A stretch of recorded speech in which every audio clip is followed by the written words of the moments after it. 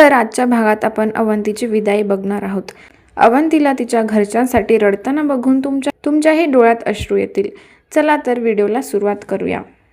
तर व्हिडिओमध्ये पुढे जाण्याआधी मी सर्वांना आठवण करून देते की आधी जाऊन व्हिडिओ खाली कमेंट्स करा, व्हिडिओला लाईक करा आणि नंतरच व्हिडिओ बघायला सुरुवात करा।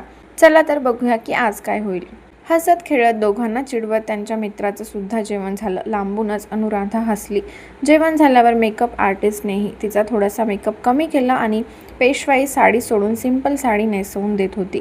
तिला काही प्रॉब्लेम नव्हता, पण हेमाचाच तोरा तिथे चालत होता, त्यामुळे तिनेही त्याच्यात काही लक्ष घातलं नाही। असंही दागिने तिला जड झालेच होते। हेअरस्टाईल सुद्धा खूपच डोक्याला जड वाटत होती, म्हणून मेकअप आर्टिस्टने सुंदरशी सिंपल हेअरस्टाईल केली होती। त्यातही तिचं रूप खुलून दिसत होतं। लांबचे आलेले पाहुणे सुद्धा परत गावी निघाले होते। आता फक्त गावातली काही लोक आणि बळवंतराव आणि मीराचे पाहुणे जवळचे मंडपात होते, तेही अवंतीला घालवूनच जाणार होते। अवंती मंजिरीसोबत रूमच्या बाहेर आली तसं तिच्या छातीत दुखायला लागलं। घाबरलेल्या नजरेने तिसरीकडेच बघू लागली, कारण आता पूर्ण हॉल रिकामा होता। जेवढे पाहुणे होते ते सगळे बाहेर होते। सगळीकडे शांतता वाटत होती आणि ती शांतता हृदयाला आरपार टोचून जात होती। लांबूनच हॉलच्या आत ऋषी येताना दिसला, तसं तिने त्याला हाक मारायला तोंड उघडलं आणि तिची जीभ अडखडली। आता खरंच तिचा ऊर भरून आला होता। तोंडून शब्द सुद्धा फुटत नव्हते, कंठ दाटला होता। त्याला बघून डोळे गच्च भरले होते आणि त्याची नजर तिच्यावर पडली। त्याच्या पावलांमधली गती मंदावली, तसा त्याने इतका वेळ त्याच्या अश्रूंचा बांध रोखून धरला होता। तिला बघून तो पळतच तिच्या गळ्यात येऊन रडू लागला आणि त्याच्या रडण्याने तिच्या काळजाला तोडून टाकलं। तिनेही त्याच्या गळ्यात हात गुंफवून तिच्या अश्रूंना मोकळं केलं। कालपासून फक्त ऋषीला बघूनच तिचे डोळे भरून येत होते, पण त्याला आता कमजोर बघताना ती बिलकुल बघू शकत नव्हती आणि त्यानेही स्वतःला खूप कालपासून सावरलं होतं। मीरा, बळवंतराव तरी काल रडले होते, पण ऋषीच्या डोळ्यातलं पाणी पुन्हा स्वतःला खंबीर करत डोळ्यातूनच माघारी जात होतं। त्याला इतक्या लवकर खचायचं नव्हतं, पण आता काही वेळाने ती आपल्या हक्काच्या घरी जाणार हा विचार करूनच त्याचं मन गलबलून गेलं होतं। जेवणात सुद्धा त्याचे लक्ष लागत नव्हतं। अजून 2 वर्ष तो बाहेरगावीच राहणार होता। आतापर्यंत अवंती असल्यामुळे त्याला त्याच्या आई वडिलांची बिलकुल काळजी नव्हती। बिनधास्त होता, बाहेर त्याच्या स्टडीवर फोकस करू शकत होता। पण आता अवंती सुद्धा जाणार आणि तोही काही दिवसांनी दिल्लीला जाणार, मग त्याचे आई वडील एकटेच पडणार हा विचार करूनच तो आतून हळूहळू खचत होता। दरवेळी त्याला तिखट बोलून, सारखी ओरडून त्याला खंबीर बनवत होती, पण आज ती स्वतःच खचून गेली होती। आपल्या आई वडिलांना सोडून जायचं हा विचार करूनच पोटात कसं तरी होत होतं। बळवंतराव, ऋषी तरी खंबीर होते, पण तिची आई खूप भोळी होती। सगळ्यात जास्त ती त्याच्या आईच्या जवळ होती। तिच्या आईला जगाचं ज्ञान नव्हतं, पण अवंतीने वेळोवेळी तिला खंबीर केलं होतं। शांत हो, स्वतःची काळजी घे आणि अभ्यासात लक्ष ठेव। आई वडिलांची बिलकुल काळजी करू नकोस। 3 तासाचा तर रस्ता आहे, मी त्यांची काळजी घेईन। अवंती तिचा हुंदका आवरत त्याला बाजूला करत तिच्या रुमालाने त्याचे डोळे पुसत त्याला समजावत म्हणाली, कितीही केलं तरी मोठ्या बहिणीचं कर्तव्य ती विसरत नव्हती। तो कितीही मोठा झाला तरी ती त्याला लहानच समजणार होती। बहिणीची वेडी माया अशीच असते, मोठी बहीण ही दुसरी आईच असते। आई, ती इकडे तिकडे बघत म्हणाली। रूममध्ये आहे। ऋषी त्याचे डोळे व्यवस्थित पुसत एका हाताने अवंतीला आपल्या जवळ घेत रूमकडे निघून गेला। बहीण भावाचं प्रेम बघून मंजिरीचेही डोळे भरले होते। ती पण दोघांच्या मागे निघाली। काही नाती अशी असतात की बघता क्षणी आपल्याकडे का नाही म्हणून त्रास होतो। तिलाही भाऊ होता, पण त्याने कधीच अशी तिला माया लावली नाही, म्हणून मनाला टोचत होतं। एका घरात राहून सुद्धा कधी तिला काय हवं आणि काय नाही कधीच विचारलं नाही। तिच्या समोरच बायकोचे लाड करताना बघून मनाला त्रास होत होता, पण त्यांच्या नात्यात बोलायचं तिला काही अधिकारच नव्हता। अगं माय, गप किती रडशील? तुझ्या लेकराचं चांगलं झालं नवं, उलट तुला खुश व्हायला पाहिजे। तुझी मुलगी आता राणीसारखी राहील। अवंतीची मावशी मीराला समजावत तिच्या डोक्यावरून हात फिरवत होती। मीरा अजूनच डोळ्याला पदर लावून रडत होती। जायचा क्षण आला होता तसं मीराला भरून आलं, म्हणून ती रूममध्ये येऊन रडत होती। दारात उभी राहून अवंती तिच्या आईला भरल्या डोळ्यांनी बघत होती। तिच्या आईचं विश्वच तिची 2 मुलं होती आणि तिला सोडून जाताना मन तिळमिळ तुटत होतं। पण जगाची रीत कुठल्याही मुलीला सुटलीच नव्हती। ज्या माऊलीने जन्म दिला तिच्याच घरी पाहुण्यासारखीच होती।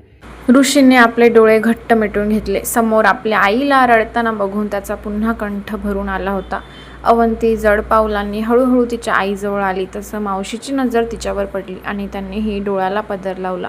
आत्तापर्यंत आपल्या छोट्या बहिणीला समजावत होत्या, पण आता अवंतीला बघून त्यांनाही रडू आवरत नव्हते. अवंतीने डोळे बंद करत मीराच्या खांद्यावर कपाळ टेकवलं. खांद्यावर अवंतीचा स्पर्श होताच मीराने तोंडाला पदर अजून घट्ट करत आपला हुंदका आवरून स्वतःचा आवाज आतल्या आत दाबला. अवंतीने दोन्ही हातांनी मीराला घट्ट पकडून घेतलं आणि स्वतःच्या अश्रूंना वाट मोकळी केली. अवंतीच्या तोंडून जेव्हा रडण्याचा आवाज बाहेर पडला आणि अवंतीला आपल्या मिठीत घेऊन रडू लागली. दोघांचं रडणं बघून तिथे असलेल्या सगळ्यांना रडू आवरलं नाही. सगळ्यांचे डोळे तुडुंब भरून गेले होते. मायलेकीची ताटातूट बघताना त्रास होत होता. शेवटी काळजाचा तुकडा असतो आणि तो काळजाचा तुकडा दुसऱ्यांकडे सोपायचं सोपी गोष्ट नसते.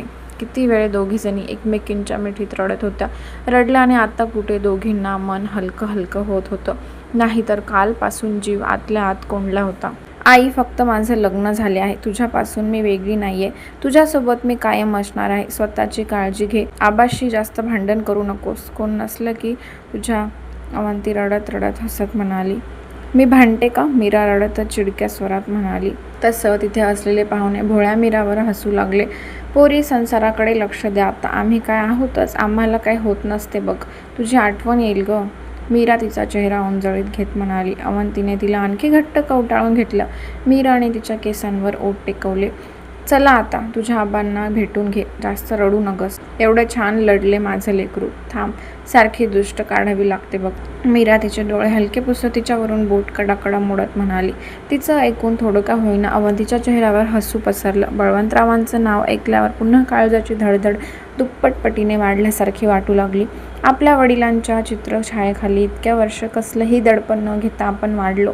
आता नवीन संसार, नवं आयुष्य, नवीन लोक, नवीन नाती, सगळ्यांचा विचार मनात येऊन पुन्हा कालवाकालव होऊ लागली. आबा कुठे आहेत? तिने ऋषीचा हात घट्ट पकडून थरथरत्या मनाने विचारलं. चल. ऋषी आणि मीरा तिच्यासोबत बाहेर आले. बळवंतराव चेहऱ्यावर खोटं हसू आणत केशव यांच्याशी बोलत होते. आतून तर मनावर दगड ठेवला होता. त्यांची अवंती आईचा आशीर्वाद होती. त्यांचं पूर्ण काळीज होतं. दररोजची सकाळ तिच्या चेहऱ्यानेच होत होती. त्यांचं लाडाचं लेकरू होतं. निघायची तयारी झालीच होती की बळवंतराव त्याचा अंदाज घेऊन केशव आणि कबीर एकत्र उभे दिसले. त्यांच्या जवळ आले. अमित, हेमा आणि अनुराधा पुढे निघून गेले होते. त्यांना आता त्यांच्या घरची रौनक सजवायची होती. त्यांची नवीन सून येणार होती. होत आली का तयारी? समद व्यवस्थित आहे ना व? त्यांनी जवळ येऊन एक नजर कबीरकडे हसत बघत केशव यांच्याकडे बघून विचारलं. हो, आता थोड्या वेळात आम्ही निघू. वेळ कसा गेला कळलंच नाही. केशव हसत त्यांच्याकडे बघत म्हणाले. फैजी, आमच्या परीने आम्ही समद केलं बघा. मनाने अगदी. काय कमी जास्त, काय चूक भूल झाली असेल तर पोटात घ्या. काय असलं मनात बोलायचं तर बिलकुल संकोच करू नका. खरंच आम्हाला देवाने तुमच्यासारखी व्याही देऊन उपकारच केले म्हणावं लागेल. बळवंतराव हात जोडून त्यांच्याशी बोलत होते. आता पाठवणीची वेळ.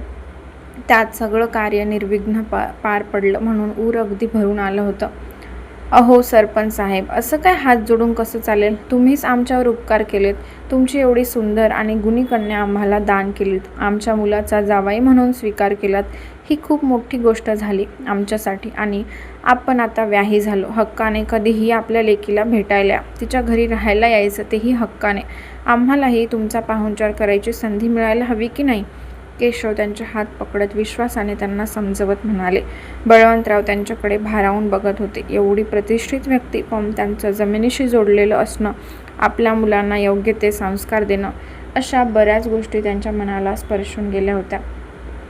आबा, तुम्ही काळजी करू नका. सगळं काही व्यवस्थित झालं आहे आणि यापुढेही सगळं व्यवस्थित होईल. फक्त अवंती नव्हे तर आता हे कुटुंब माझं आहे. तुमची जबाबदारी माझी आहे. ऋषी जसा तुमचा मुलगा आहे तसा मी पण तुमचा मुलगाच आहे. कधीही कुठल्याही मनावर दडपण ठेवून राहू नका. तुम्हाला जेव्हा गरज असेल तेव्हा तुमची मुलगी तुमच्या पाठीशी खंबीर असेल.